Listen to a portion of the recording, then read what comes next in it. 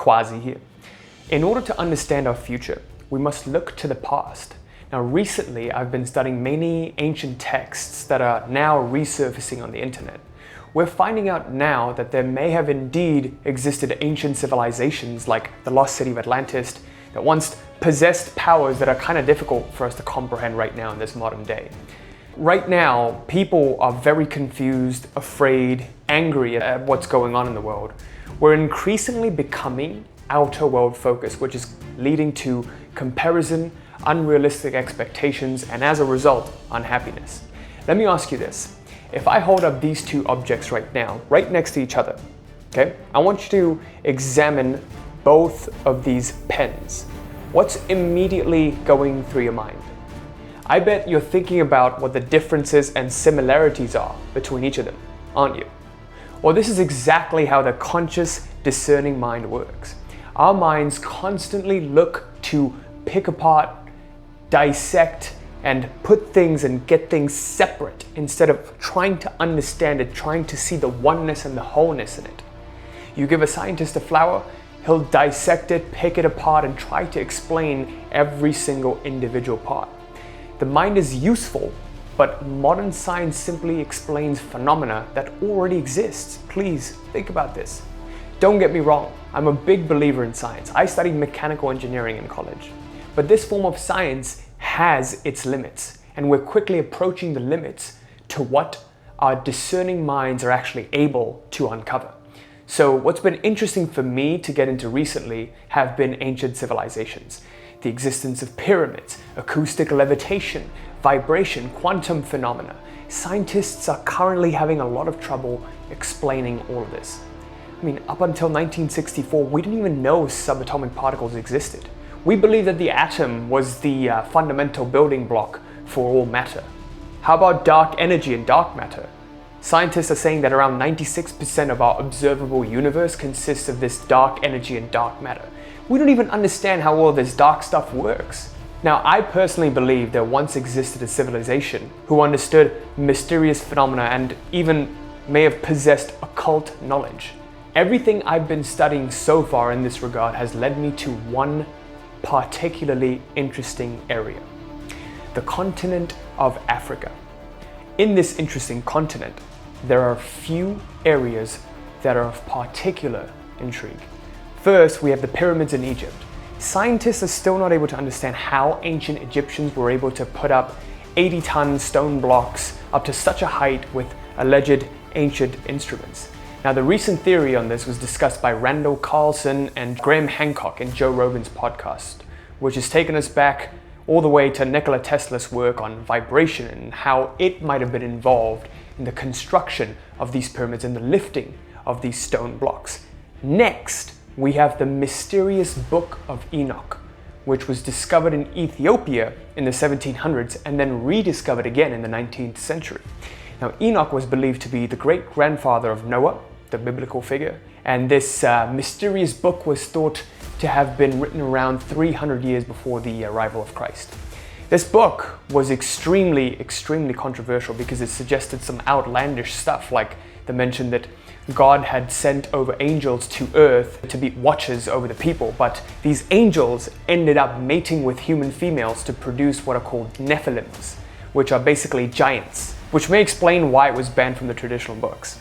Now, finally, in this continent, there is also the lost civilization of Atlantis that's recently hypothesized to have had existence in Mauritania, around northwest of Africa, around 9000 BC. It's said that these Atlanteans had access to supernatural abilities, like the ability to influence the weather or volcanic eruptions at will. Some have also speculated, get this, that Enoch had a connection to the Atlanteans, and that apparently the Atlanteans were breeding the Nephilims as part of a genetic breeding experiment.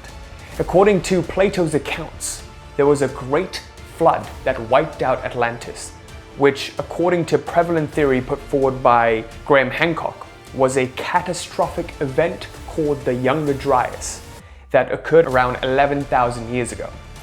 Enoch's great-grandson Noah was known for the ark that he built to safeguard mankind from this great flood. So this actually kind of makes sense that Enoch might have been connected somehow to the Atlanteans. Now, part of the special powers that the Atlanteans possessed also included learning how to influence reality with the power of the mind. And no, I'm not talking about your conscious mind or the discerning mind that I spoke of earlier. That, believe it or not, only constitutes of around 5% of our total capabilities. There's a much more powerful ability that I believe human beings possess.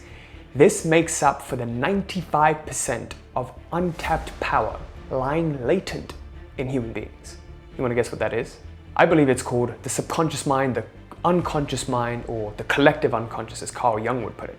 So in today's video, I'm going to share with you why I believe ancient civilizations were able to use the power of the subconscious mind to bend reality and create unexplainable phenomena. And this is what I truly believe led to the birth of this new age spiritual movement of the law of attraction and positive thought. Now, I don't really know how to lift 80-ton stone blocks, at least yet, or how to change the weather at will. But what I am going to do throughout this video is share 3 main principles of the law of attraction, of the subconscious mind, that I believe will allow you to influence reality with the power of your mind, and ultimately to create the life that you want to live. I'm super excited to share this video with you, so let's go right ahead and get started. Before I get started with this video and go to the board, I wanted to quickly share a little bit about my story so there's more context. 5 years ago, I was not the person that is right here sitting in front of you right now. I was a completely different person. I was destined to go into a 9-to-5 and sell my soul. I mean, this YouTube channel wouldn't have even come about, and I wouldn't be sharing all of this stuff that I'm sharing today. So 5 years ago, I was this unconfident, lazy, unmotivated person who was just about to go into a corporate career doing something that he didn't want to do for the next 40 years of his life. And out of deep frustration, all of this channel was really born, right? And that deep frustration led me to a deep rabbit hole in researching all of this and becoming obsessed with learning what makes change happen, how we can become conscious creators of our lives. And I truly believe every single human has the ability to do this for themselves. So that's why I went about on this journey to learning how to do this, helping other people do this. And once I figured it out, 5 years later, we have over 1,000 successful clients who are doing this for themselves. Our business has generated over 5 million. And when I started off, I wanted to just make 20K a month, right? And so all of these amazing things have happened. I've met the woman of my dreams. I was single back then, and I just felt hopeless and doomed, and I was a completely different person. So what really helped me are all these principles that I share in this channel, and in particular, the 3 principles that I'm going to share with you today. So I'm really, really excited to help you do this for yourself. I want you to pay close attention, take notes, and do the exercises that I am going to share in this video, okay? So without further delay, let's go right into those 3 principles. So one of the very first principles that we really have to understand is the fundamental difference between belief and faith. There are lots of misconceptions about this, and this is why a lot of people get stuck in this journey. And over thousands of clients later, I've realized that a lot of people have this huge misconception that in order to manifest what you want, in order to use the law of attraction, you have to believe and have confidence in what you want. And I can totally understand that this misconception exists because there's a plethora of material that tell you, oh, you've got to believe, you've got to believe in yourself, you've got to be confident, and you've got to fake it till you make it. It's very, very difficult to fake it till you make it when you're starting off in a completely new venture and you have 0 confidence to start with, right? It's just virtually impossible. And that is because we don't understand where confidence comes from. Now, I'm not saying that confidence is not important. It can help you, but it is not necessary. Let me explain what I mean by this. If you look at the nature of belief, what is belief? Why do we believe? Why do we know things? It's because there is evidence in the outer world that this exists, right? We need evidence to believe. We need others to say that it's possible. We need others to make it okay for us to believe. So for example, you believe in oxygen and the concept of subatomic particles because you trust scientists and their opinions. Do you really know that this is true? How do you know? if we really look at every single thing that we believe in, do we really believe in it? We don't. Belief is just another way of saying, I don't know, right? If you don't really know something, you say, I believe. I believe in particles, I believe in subatomic particles, I believe in the internet. Do you see what I'm trying to say? You don't really know anything. We don't really know anything. It's all implied, and we imply it because it allows us to exist with ease. It's like mathematical theories, right? You don't have to prove a theory on the spot every time. You just accept that this theory's been proven and the Einstein relativity theory is true and real because it just makes life easier for us. We don't have to rederive everything right on the spot, okay? In order to believe something, we need either someone else to tell us that it's possible or we need evidence for it. But there's something even more powerful than belief. It's something that allows belief and this outer evidence to come in the first place. And this is what's known as faith, okay? So think about any new endeavor anyone has ever tried to go forward and try to achieve. How do they do it if they don't believe it? Because when Elon Musk has the mission to colonize Mars, no one's done that before. Where does he get bags of confidence to do it? And this is where that faith comes in. Faith is inner knowingness, belief is outer knowingness. Okay, I want you to please remember that. When we believe in something, it's because someone else has told us that it's possible, some scientist or some authority or some figure that we trust has told us that this is doable. It's when our focus is on the outer world and we listen to what other people tell us and we are hanging on to their opinions and we're dependent on their opinions and whatever they say. Faith is when no one else around you tells you that it's possible, but you know deep down within yourself. You actually don't even know if it's possible or not. You just have a feeling and you are going to make it a reality one way or another, right? It's just this dogged determination that we have. And this is what we need, by the way, in order to create the lives that we want. Please think about this. The life that you are wanting to create for yourself, no one has created before because they are not you. Okay, so no one has exactly created the life that you want. So to create your own unique ideal reality, the way you want to manifest it, you must operate on faith and at least get started with faith. Okay, this has been a crucial realization for me. So I'm going to explain to you what the fundamental difference between belief and faith are, but also 3 keys on how you can implement faith and cultivate it more and more every single day. Okay, so belief is of the mind and faith is of the heart. Aha, we're getting somewhere now. So when I believe in something, my mind says, oh, someone said this is true, therefore this is true. When I have faith, it's, I don't know if this is true. My mind cannot comprehend it, but I feel like somehow this is going to happen. I just trust that somehow this is going to happen. Why? I don't know why. There's just no other way. My life would just lose all meaning if I didn't, right? That's kind of how these people who are in all of these visionaries, if you call them, like Elon Musk, that's how they operate.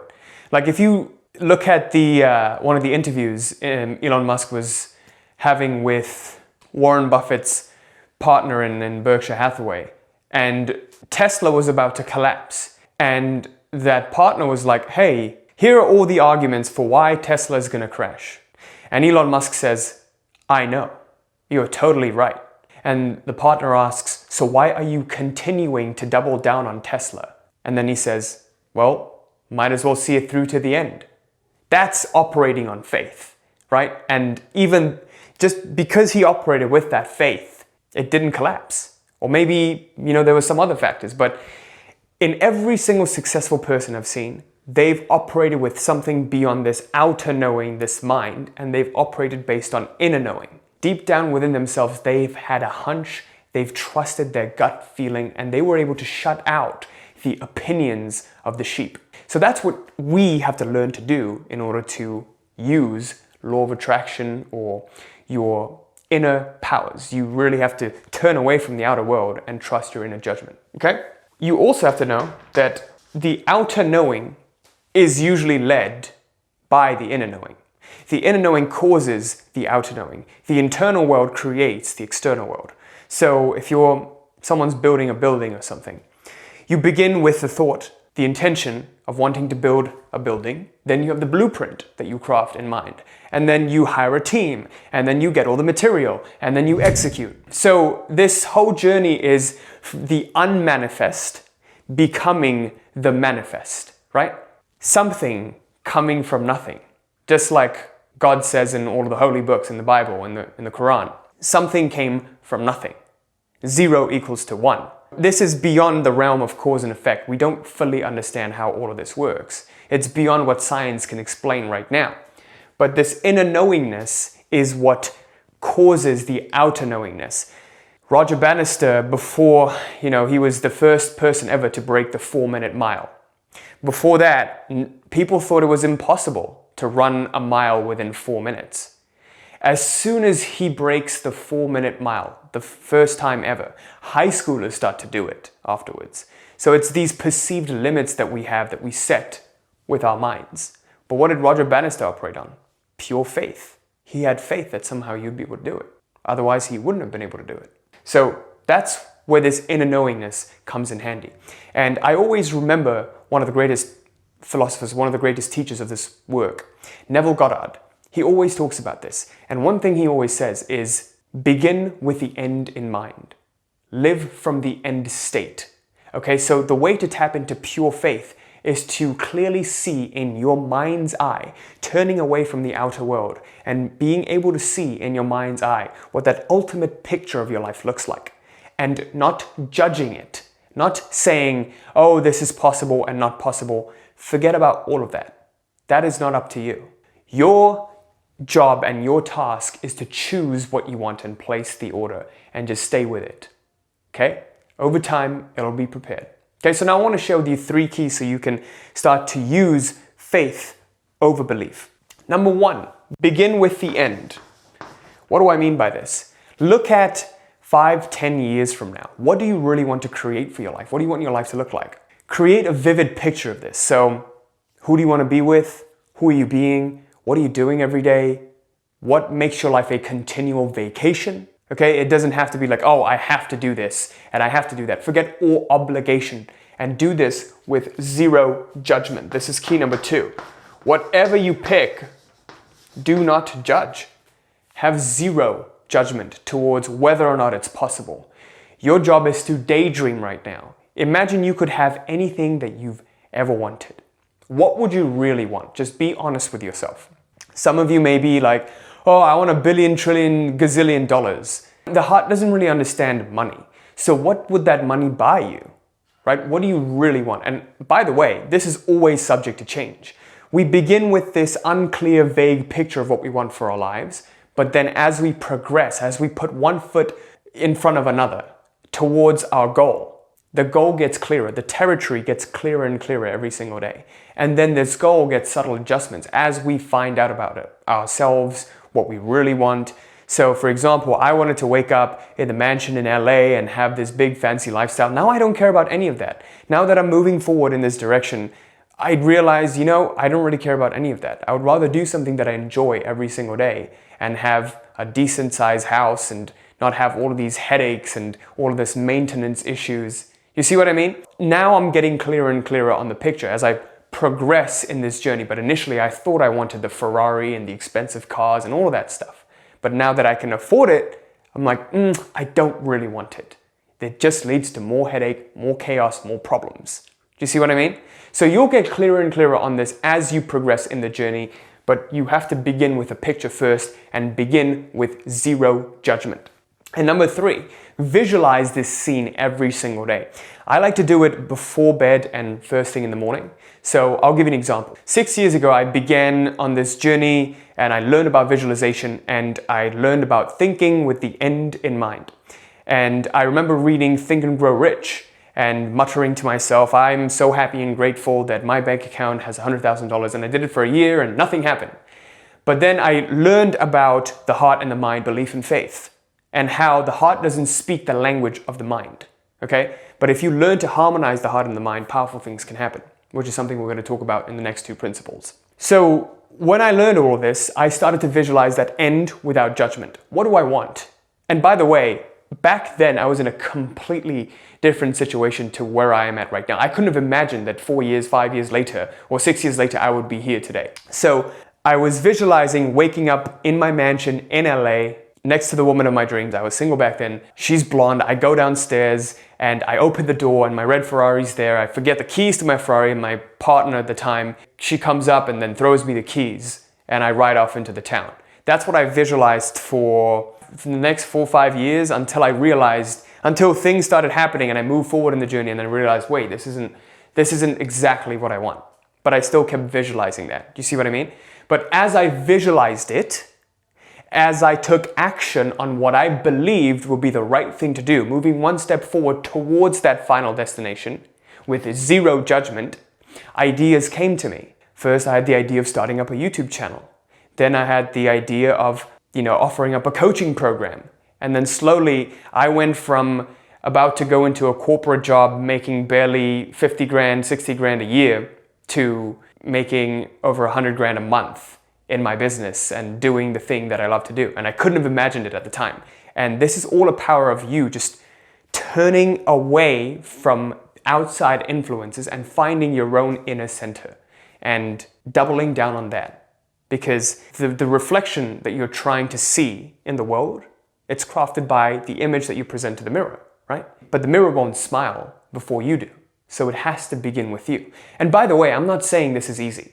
It's not easy, especially when things around you are crumbling. It's one of the hardest things to do, to turn away. Right now, you might be going through a real tough time with the economic state and, things could be falling apart around you. But this is why only a select few become successful.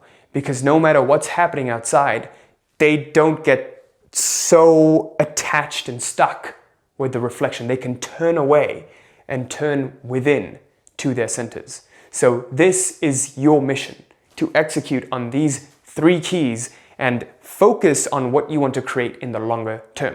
Okay? So that's the first principle, understanding the difference between belief and faith and cultivating your faith every single day by having zero judgment, beginning with the end in mind, and visualizing your ideal scene every single day. As you keep visualizing this ideal scene, you'll see from the initial discomfort that you have where you're like, oh, I don't know if I can achieve that. I don't know if I can have that. What will happen is over time, you'll get more and more comfortable in that scene and it'll almost become second nature to you. And when that happens, that's when things will start to come into your world. Opportunities will start to come into your world because your subconscious mind is focused on that. Okay? So the next principle we're going to talk about is something I believe is much more important than the one we just talked about right now. And this is the principle of coordination that a lot of people get stuck with. Okay, so let's jump right into that. Okay, so now let's talk about this funky thing called coordination. What does coordination mean? Well, as you start about in this journey of becoming a conscious creator of your life, and you make the intention to have something that's quite different from what you have right now, you're immediately operating outside the limits of your comfort zone. So if we assume that this is your comfort zone, what you're trying to do is widen the limits of your comfort zone. You're currently operating in here, but you're trying to go in here. When you try to go from within the comfortable circle of your comfort zone to outside the comfortable circle of your comfort zone, you need to stay in this outside line for long enough for it to solidify into a stronger, more comfortable line, right? So you're operating outside the limits of your current comfort zone.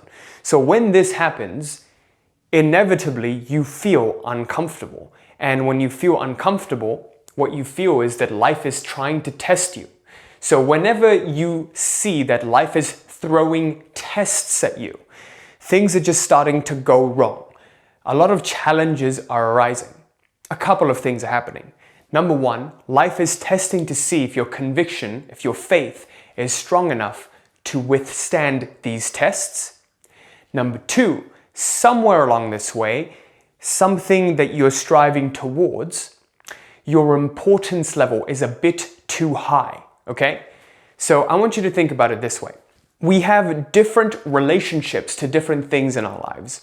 We have an attitude or relationship towards money, our career, our wealth. We have an attitude or a relationship towards our partner and how we feel about them, an attitude or relationship to the house that we live in, etc. We have a connection to all of these things. These connections are actually a point of identification. I'm going to say that one more time. All of these things that we have in our lives, it's a point of identification.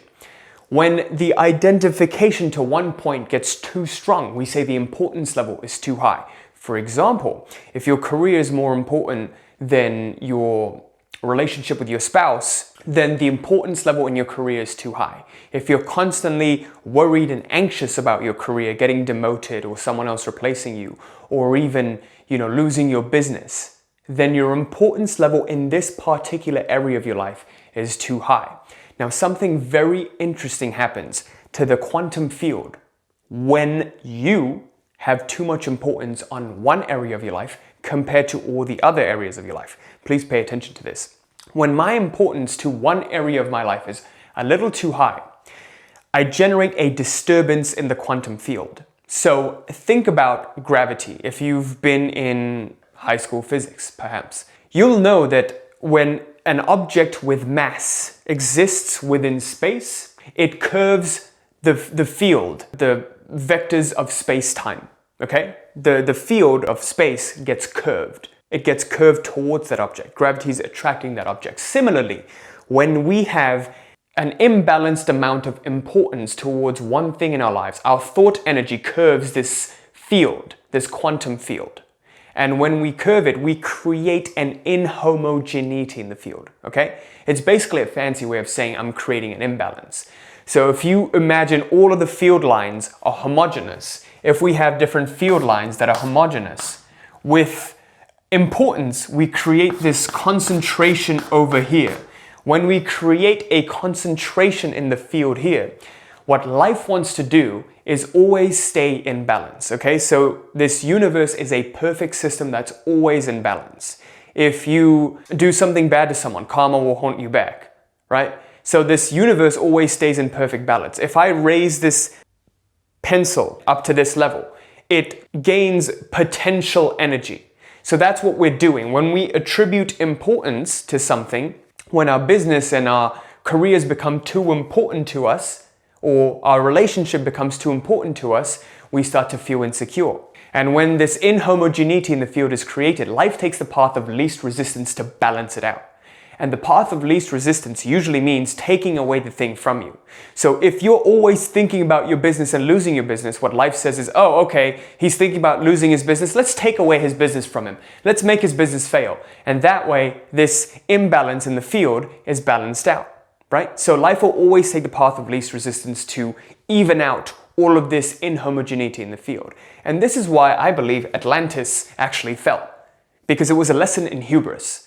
So the Atlanteans, because they got so powerful, their self-importance, they started to believe they were God. And when you start to believe that you're God, your self-importance goes up too much, because your importance to yourself in comparison to other people, it's a little too high. And so what God, the universe, does, it says, okay, let's throw a great flood to wipe out this civilization. So they don't think, they have some sort of secret powers and they're God, right? So that's, one of the beliefs of why that happened. But usually what I've found in my life is when I get a little too cocky, life will try to teach me a lesson. So if you don't humble yourself, life will humble you, okay? Or if I get a little too insecure, then life will do the same thing. So what you always want to do is have balance. If you don't create your own balance, life will create it for you. So why am I talking about coordination?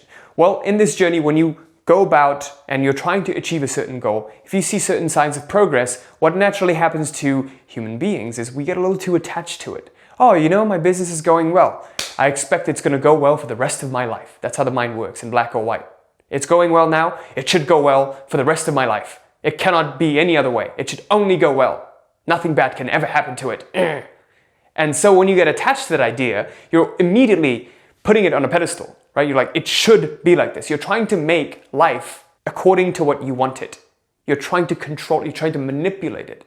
And when you are, life cannot operate with its natural ebbs and flows, right? And so you create this disturbance in what life wants versus what you want. You're not in harmony with it. So when we do that, we inevitably create what people call self-sabotage. So I've seen a lot of clients who say, hey, I was doing 70 grand a month in my business and all of a sudden the next 2 months later, I lost it. So we see people do really well, but they're not able to maintain it because their internal state, they start to get attached to it. And when you get attached to something, you self-sabotage. So this is exactly what happens. So this importance, it creates an excess potential. With our thought energy, when we put too much meaning on something, we're creating excess potential. Please think about it this way. When you're doing creative work and you want to produce a piece, so if you're a singer, a songwriter, or maybe a marketing campaign, maybe creating ads or something, and you're like, this ad has to perform well. If it doesn't, then I will have wasted money and I will have wasted my time and I will have wasted all the money that I paid for contractors to do this. This will all have been in vain. You're immediately putting it on a pedestal and you're putting way too much importance on it. So guess what happens? You're no longer able to be creative. You can't flow with the direction life is trying to take you. So you're hampering progress by insisting on your way or the highway, right? And that's the worst way to be when you're trying to create your reality. You have to co-create it. Life wants to take a certain path of least resistance and you want to take a certain path. How can you align with life so that you can ride this flow and adjust your sails, right? So imagine you have a sailboat. When we have a sailboat, we just simply adjust the sails to whatever the wind is. So we can use it to go wherever we want. But instead, we're trying to manipulate the sail. Instead of trying to present a different image to the mirror, we're trying to manipulate the mirror to change the reflection. That's what, unfortunately, 99% of human beings are accustomed to doing because we operate from here. We're not present to the moment here and what's going on. We're like, oh, I want this in my mind, I want that, so I'm going to try to make it. Doesn't work. You just create more and more resistance. So the optimal point in which you can operate at the highest level of your subconscious faculties, your creative faculties, is when your importance level is the lowest. Please think about it this way. If you're playing a sport, you're doing something creative, when are you the most at flow? When you don't care what the outcome is. You don't care if you fail or succeed. You're just completely immersed in the activity itself. You're doing the art for the sake of the art. And when you're doing that, that's naturally when the outcome gets taken care of. It's the same thing when I'm making these videos. If I'm thinking about, hey, how much money is this video going to make me? How many views am I going to get? How many clients is it going to get me? If I keep thinking about that, I'm not able to creatively express myself and share. As opposed to if I think about making this video just for the sake of making a great video and sharing value with people. How much can I give away in this video? My energy completely changes. Do you see that? I go from a taking energy, take, and when you take, you become closed off. But if I'm give, my arms are open and I'm giving. And when I can give, I can also receive. That's how it works. So the number one mistake every single person on this journey goes through that inevitably self-sabotages is in attributing excess importance, whether it be inner importance or outer importance. So this is what you have to do to completely eliminate this importance. Because I can promise you, if you just get rid of importance, things will just take care of themselves. You will be shocked at how your life unfolds if you just get rid of importance. Okay? Key number one, right now, look at your life and look at all of the things, all the areas of your life that you're struggling in. Just ask yourself, what am I attributing too much meaning to right now? What's a little too important right now that's possibly causing these problems or these challenges? Obstacles in your life will disappear if you simply reduce importance. You don't even have to try to remove the obstacle. What most people do is they try to tackle the obstacle. Do not tackle the obstacle. Forget the obstacle. Reduce your importance that you have towards what is causing the obstacle. So if I'm having business troubles, if I'm thinking, oh no, this month I won't make as much as I made last month. Oh crap. Come on, just scurry and try to fix this problem. Don't do that. Simply reduce your importance. Hey, it may be the case that I don't make as much this month as I did last month. And that's okay. Life still goes on. We still have the following month and the following month and the following month. I will do my best. And you'll see when you just reduce this importance, it's like a weight gets lifted off your shoulders. And when that happens, all of a sudden your creative faculties start to work again. All of a sudden you're tapped in, you're connected, you're getting ideas left and right. Oh, I could try this campaign, that could work. But then when things work, you get attached to them again. right? You're like, oh no, gotta do it again. So that's something we have to be careful of. So number one, what's too important right now? Number two, imagine failing.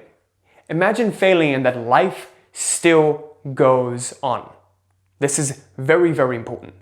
The whole time what we're doing is we're resisting failure. Do not resist failure.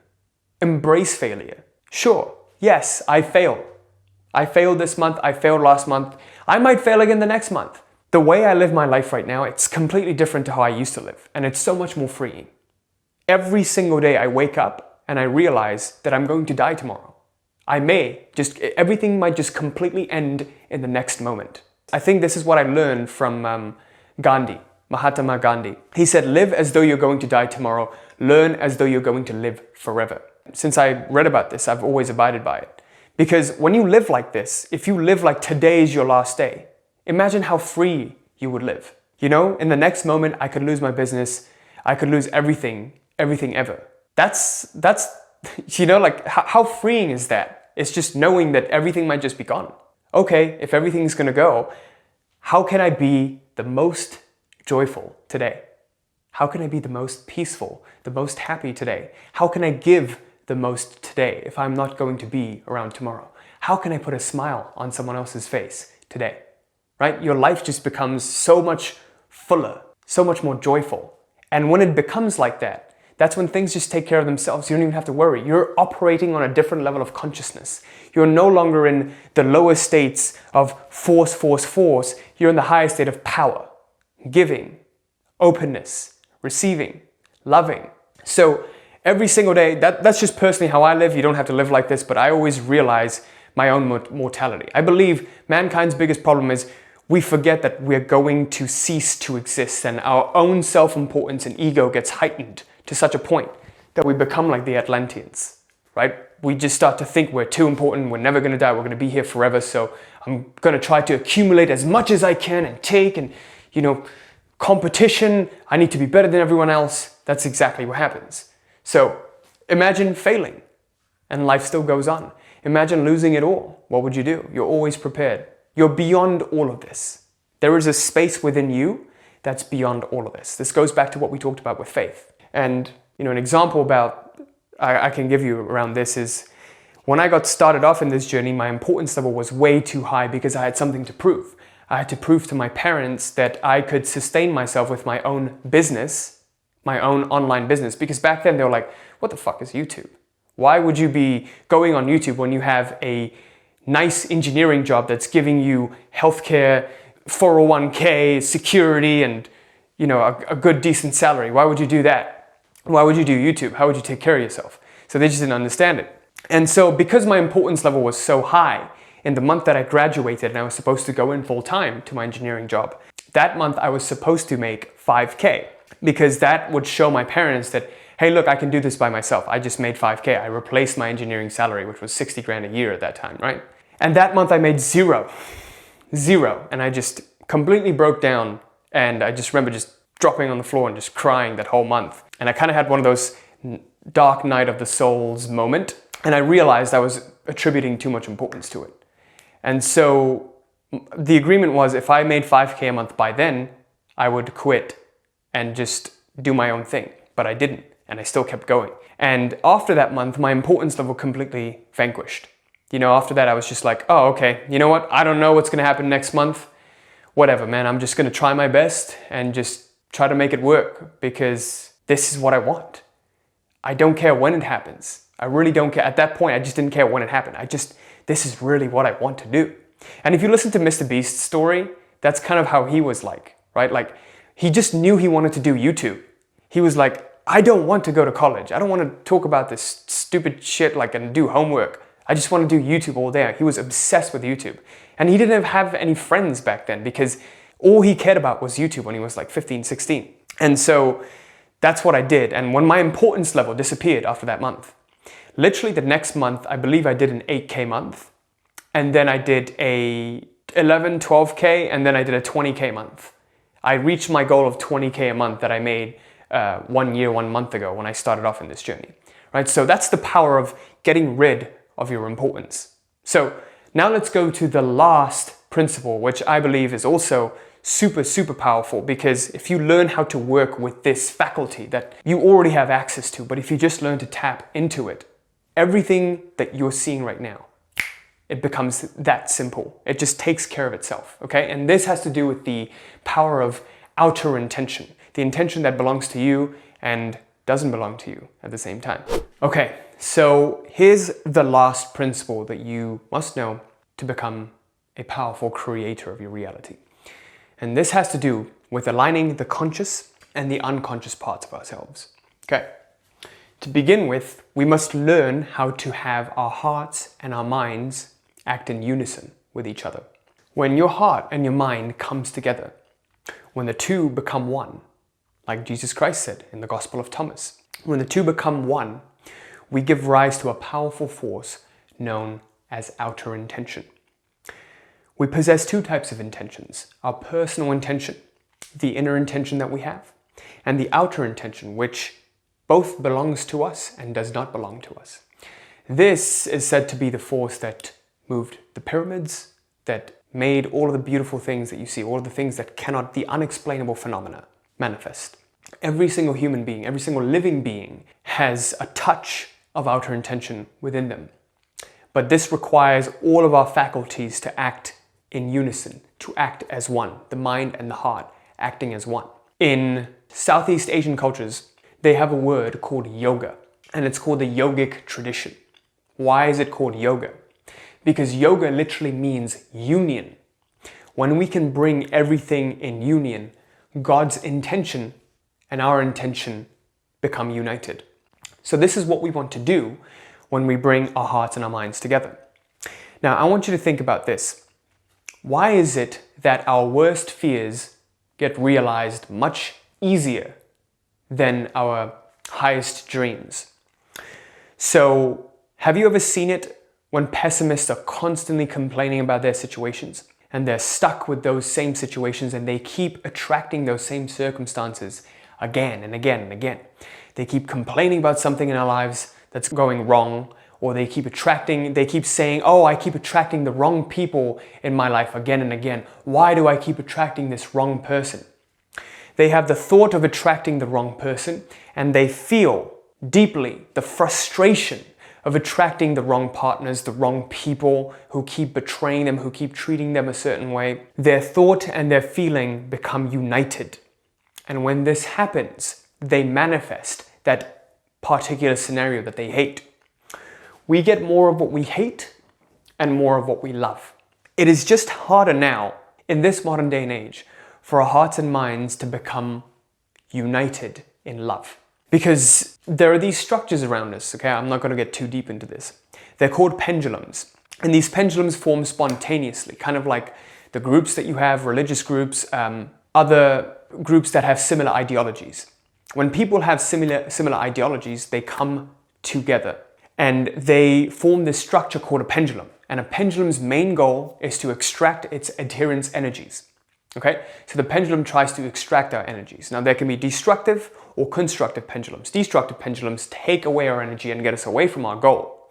Constructive pendulums, think business masterminds and other productive groups, they take our energy and deliver us to our goals. Usually what destructive pendulums want to do is keep us in fear and keep us in lower vibrational states, because in higher vibrational states we gain our freedom.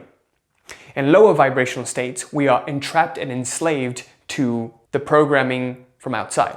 All sorts of propaganda, you'll notice that they're all used to keep us in a fear-mongering state. News raises your fear. You have to understand who's putting out this news.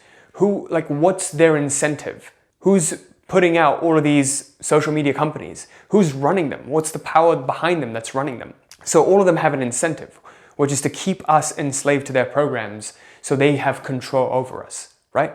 Control is the most addicting thing you can have over someone. Do you realize that? That's why every single monarch wanted to have control. Back in the day, they did this through direct threats and violence. Now they have mischievous ways of keeping us enslaved to these programs. The only way we can gain our freedom, which is what they don't want, is through enlightenment. Intellectual, spiritual enlightenment. An enlightened person isn't enslaved to anything. You can take their house away from them, they won't care. You can take their clothes away from them, they won't care. They'll roam around the streets naked. You can take their food away from them, they won't care. They're free. That's complete freedom. If you can just sit in one corner and not need anything for the rest of your life, you are free. If you need something to survive, to live, and you're concerned about your survival all the time, and you're trying to accumulate, you're trapped. You're trapped by the things that you own. The things that you own you, right? So in our whole lives, our hearts and our minds are always united in this fear. The challenge becomes uniting it in love towards what we want. The first time I heard about this, or one of the very earliest instances that I've seen this, was with Greg Braden in that lecture that he had. And he was sharing how Chinese doctors were healing a tumor with just chanting and feeling, right? They were saying certain words like gone now, and they were chanting, and they had this intention. Their mind was intending for the tumor to disappear, and they felt that feeling of the tumor disappearing and felt love towards it. Now, again, I don't know how true this is. I'm just saying it as I saw it. Maybe it's true, maybe it's not. I don't really know, but I'm just saying it exactly as I saw it. But I do believe that there is a certain power that we all possess when we can get our conscious and our subconscious, or collective unconscious, as Carl Jung would put it, however you want to put it, when we can unite those. And it's best to unite them in love rather than hate, right?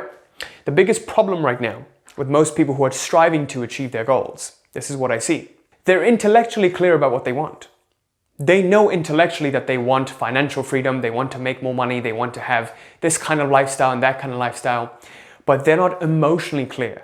Please take a moment to reflect on this. They are not emotionally clear. Emotionally, they're stuck on what they want to get away from. Oh, I want to get away from the shitty career that I hate, and I want to get away from this situation that I'm in that just keeps bothering me all the time. I don't want that. They're constantly thinking about the things that they hate whilst focusing their minds on the things that they want. There's an incongruency here. It's not congruent. Imagine this. Imagine you're on a highway and you're driving your car on one lane and there's a car on the next lane, and you're thinking about getting away from that car while you're looking at that car. The more you look at that car and you think about getting away from it, your car just gets closer and closer to it. Instead of getting away from it, you're moving closer towards it. That's what happens with our attention. Whatever we think about avoiding, we get target fixation. So most people, unfortunately, are living in this state nowadays. Their attention is absorbed by what they hate and what they want to get away from. Life does not care what the nature of your attention is. If you want to get away from something or if you want to move towards something. It just cares about the content of your attention.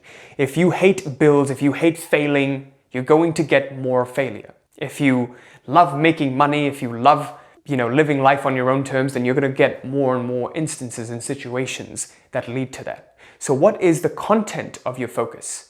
You always have to be in control of your attention. Otherwise, these pendulums will take your attention and convert it into energy for themselves, right? So let's talk about a key that'll allow you to get intellectual and emotional harmony. First, you always have to ask, what's my attention on right now? What am I focused on? What's the content of my focus right now?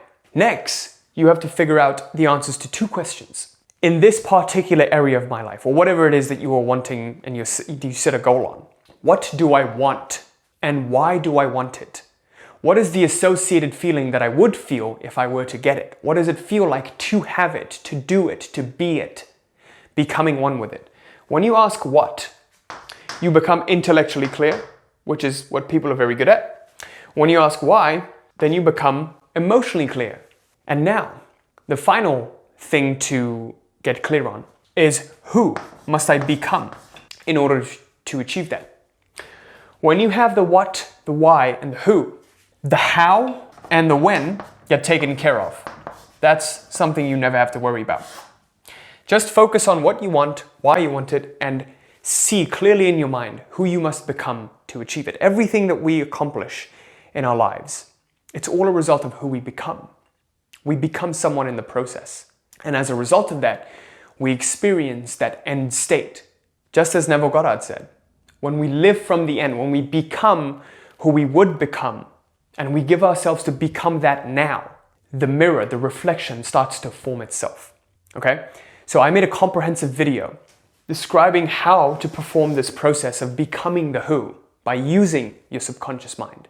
You can click right here. I urge you to watch it right now. It's 50 minutes long. It's one of the most comprehensive videos that I've ever made, and I don't think there's anything like this on YouTube.